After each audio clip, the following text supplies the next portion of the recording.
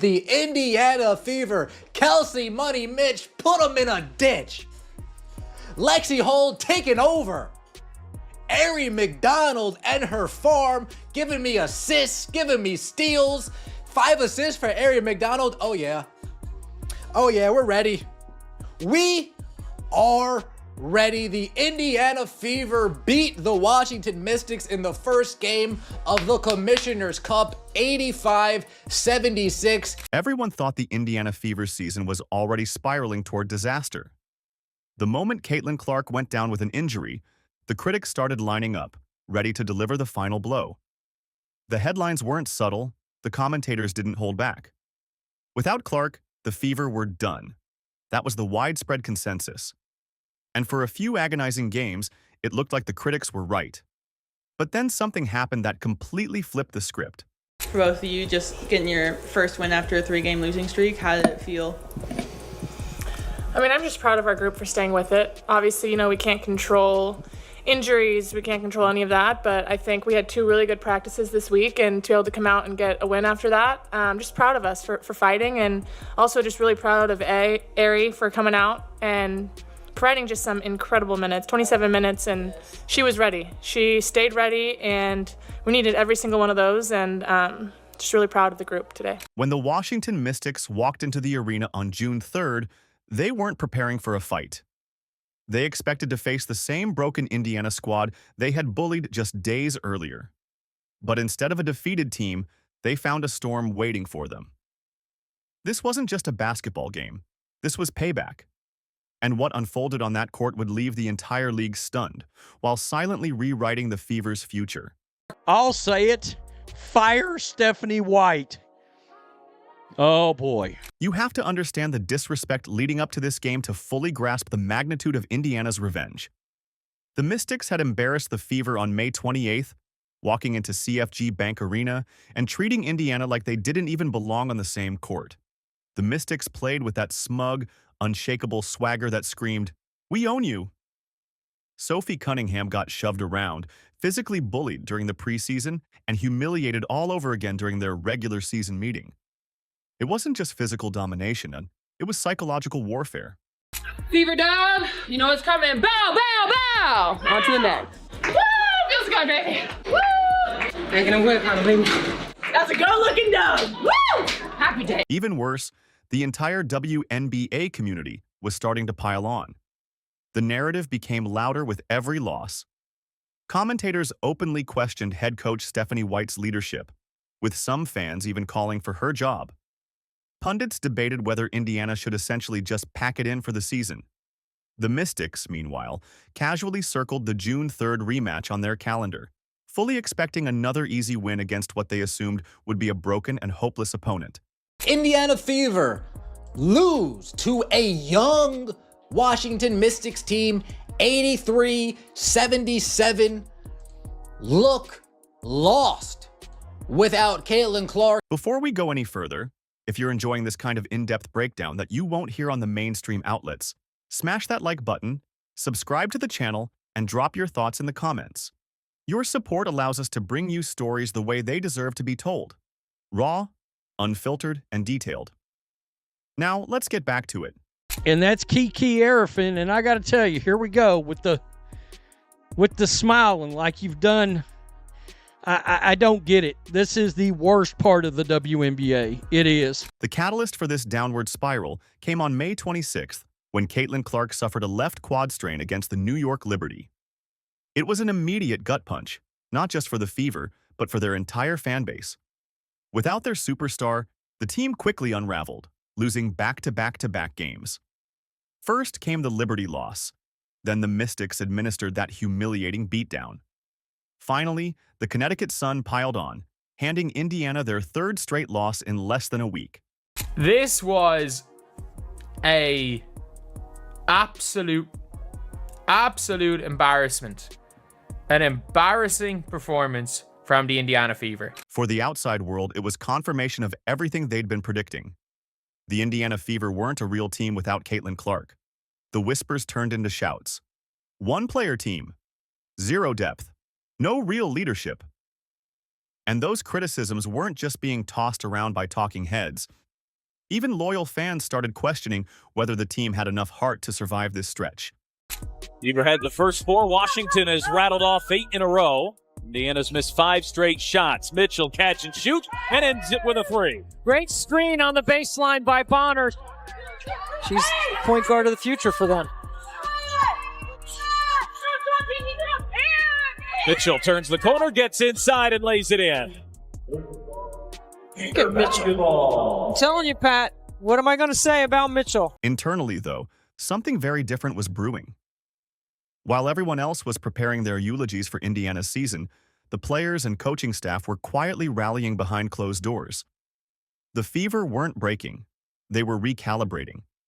All of that comes into play, and Indiana's done a nice job feeding the post. Mitchell off the screen, finds some space. Oh, it's a much-needed 3. McDonald trying to use that Boston screen. McDonald inside, Mitchell hangs, lays it in, and a foul. Kelsey Mitchell trying to put the finishing touches on this one.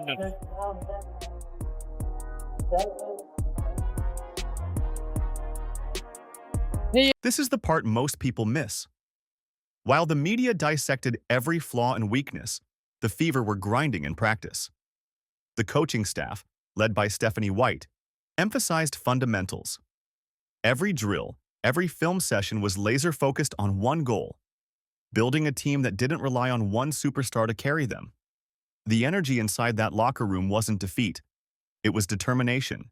Kelsey Mitchell breaking out of her slump a little bit, making some big plays down the stretch. Also something that Kelsey Mitchell did late in that game, she got hit by McDonald with a pass. She moved without the ball.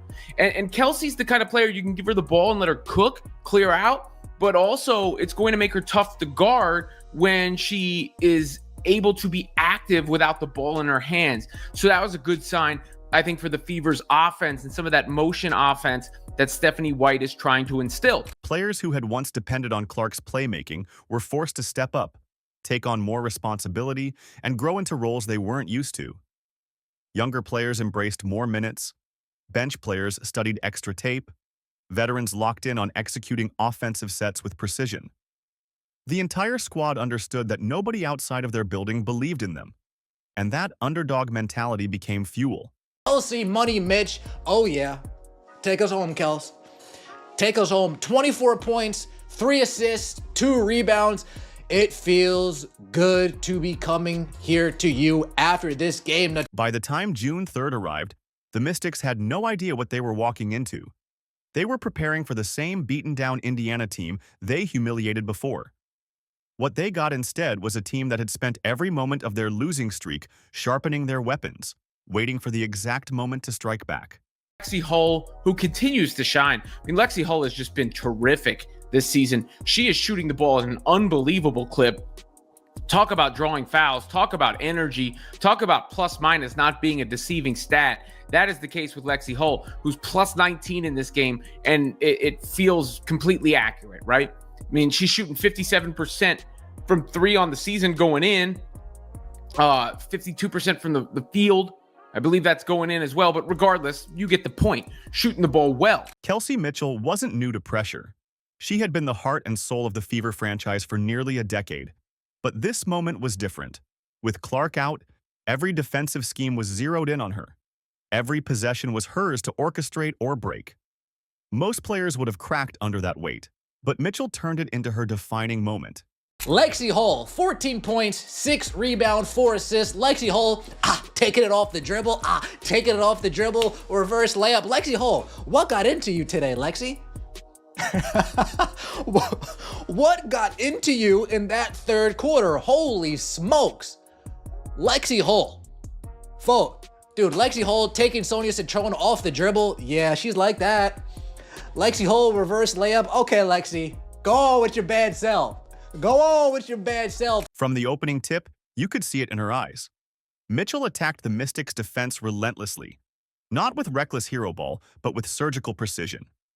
She wasn't forcing shots. She was controlling the entire offensive flow. When Washington doubled her, she calmly moved the ball and trusted her teammates. When they gave her space, she punished them from beyond the arc, knocking down 4 huge threes. dealing with a bit of a personnel problem when Clark goes down and then Colson goes down. And then obviously Cunningham goes down to the point where even without Clark, they didn't really have much of a capable backup, and then the backup goes down. By the way, shout out to Sydney Colson, who actually played well in this game, really banged up, taking it on the chin for the Fever. That's another thing that McDonald did well also, is put her body on the line. You know, she doesn't have a guaranteed spot, so you got to give her respect for that. By the fourth quarter, when Washington tried to claw back, Mitchell slammed the door shut with a brutal three-point play that killed any chance of a comeback. She finished the night with 24 points, but the numbers don't tell the full story. This was leadership under pressure. She didn't just carry her team, she elevated them. Let's not leave out Aari McDonald. 2 for 7, 1 for 5 from 3. Maybe not shoot threes, but Aari McDonald, 5 assists, 0 turnovers. Welcome to Indiana, Aari. Welcome to 3 steals. One of them was a steal and score.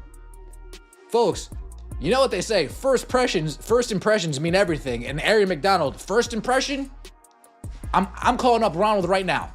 I'm calling up Ronald McDonald right now. I need a Mick steals meal. I need a Mick assist meal. I need a Mick hustle meal. Aari McDonald, oh, it feels good having a point guard that can dribble and not turn it over and get flustered when they see pressure. Oh, it feels good. It feels good. If Mitchell was the steady hand, Lexi Hull was the spark nobody saw coming. For the entire first half, Hull was invisible offensively. 0 points, barely a factor. The Mystics probably assumed they had neutralized her entirely. But halftime is where everything shifted. Give credit to the players. We won because of the players. We won because of Aari, because of Lexi, because of Kelsey, because of Dantis, because of AB. We won because of them. They played a solid game. This is how we should be beating teams, even without Caitlin Clark, folks. Even without Caitlin Clark. And hopefully, right here we go. Now that Aari McDonald is here, who would have thought we would be saying this early in the season? Hopefully, now that Aari McDonald is here, somebody to take pressure off Kelsey Mitchell. Is that what we needed, Kelsey? Is that all you needed? You just needed a point guard? Say no more. A point guard that can dribble and push it? Say no more. Hull came out in the third quarter like a completely different player. She attacked the rim, took defenders off the dribble, and hit reverse layups that left Washington scrambling. In that second half alone, Hull poured in all 14 of her points while grabbing 6 rebounds and dishing 4 assists. Every time Washington tried to shift momentum, Hull punched back with a big play. Our ability to drive and get angles and be able to find and touch the paint with 2 feet and either, score and/or get these threes that you're talking about, it kind of just serves to everyone kind of getting a rhythm and everybody finding a way to kind of be impacted through the game. And I think the more that we do touch the paint, the more that we do get drives and play inside out through AB and Didi and them like that, I think it just kind of, you're going to see more open up for us. And so I just think we got to give ourselves some grace, but stay patient. What made Hull's performance so deadly wasn't just her scoring. It was the timing. She delivered her offense exactly when the Fever needed it most, flipping the energy of the entire game. Mystics defenders who once ignored her were suddenly chasing her around screens, desperately trying to contain a player they thought was a non-factor just minutes earlier. A big focus for us is 0.5 basketball. Get the ball, do something with it. Either drive, pass, shoot, and just trying to make those right reads and make them quick. And I think that helps just when our spacing's good, those reads are way easier. And I think that's really what it comes down to. I think our team just played really well together, and we got to spots and we made the extra pass. And we shot, I don't remember what they said, but a lot of our points were off of assists, and that's all we can really ask for a team. So just really, again, I'm just so happy with the outcome of the game and how everyone felt out there. It was fun. Then came the biggest surprise of the night. Aari McDonald. Signed just days before on an emergency hardship contract, McDonald had barely even unpacked her bags when she was thrown into one of the most high-pressure games of the season. She flew into Indianapolis, studied film on the plane, and met with coaches to learn the Fever's offensive sets, all in under 48 hours. An unbelievable job of coming in yesterday and really knowing the plays. Kind of like somebody said in the locker room, we feel like you knew the plays more than us, or she just kind of was on it. And I think it just goes to serve to show what pros are and how they're supposed to operate. And she did everything amazingly and with such grace. And I think for us, we could use what she brings to the table offensively and defensively. She can guard the ball. She can get us all positioned to get shots. And I think more importantly, she's fun to play with. So I think we get a collective great guard all the way around. And yet, you would have never known it by watching her on the court. In 27 minutes of action, McDonald scored 7 points, dished 5 assists, and most impressively, committed 0 turnovers.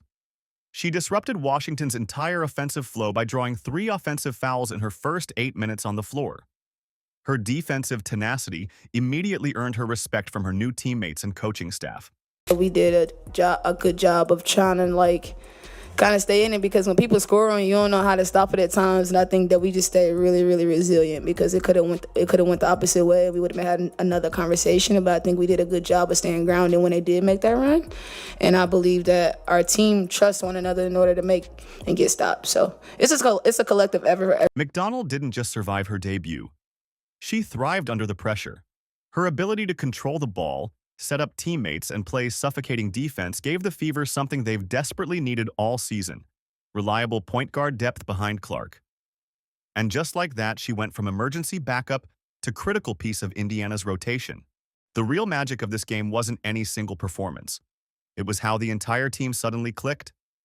Indiana racked up 21 assists on 30 made field goals. The ball movement was crisp, deliberate, and unselfish. Instead of trying to replace Clark's production with individual heroics, the team embraced collective execution. Coach Stephanie White called it exactly what they needed. This is how we have to play to be successful. It wasn't about one player carrying the scoring load. It was about every player trusting the system, making the extra pass, and creating open looks for one another. Players like Aaliyah Boston, Dantas, and Sydney Coulson all contributed crucial minutes that added to the depth Washington simply couldn't match. Suddenly, the Fever weren't just the Caitlin Clark show. They were something far more dangerous, a team that could beat you in multiple ways with multiple threats on any given night. This revenge win wasn't just about evening the score with Washington. It revealed something far more important for Indiana's long-term championship aspirations. The adversity forced hidden leaders to emerge. Kelsey Mitchell found her voice as a true floor general. Lexi Hull discovered her clutch gene. Aari McDonald proved she belongs in the rotation. Now imagine adding Clark back into this evolving machine. Opponents can no longer just focus on shutting down one player. They'll have to deal with a multi-headed offense where anyone, Mitchell, Hull, McDonald, Boston, can take over. That type of balance is what transforms a rebuilding team into a legitimate contender. And if you're excited to watch how this Fever squad evolves week by week, make sure you hit that subscribe button, turn on notifications, and leave a comment below sharing your thoughts. This is where we dive deeper than anyone else, and your support helps this channel grow and reach more diehard fans like you. In the end, the Mystics walked into Indiana expecting another easy win, but left humbled. This 85-76 statement victory did more than avenge an earlier embarrassment.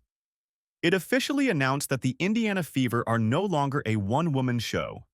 They're a team that has weathered storms, battled through disrespect, and come out sharper, stronger, and more dangerous than anyone predicted. And for the rest of the league?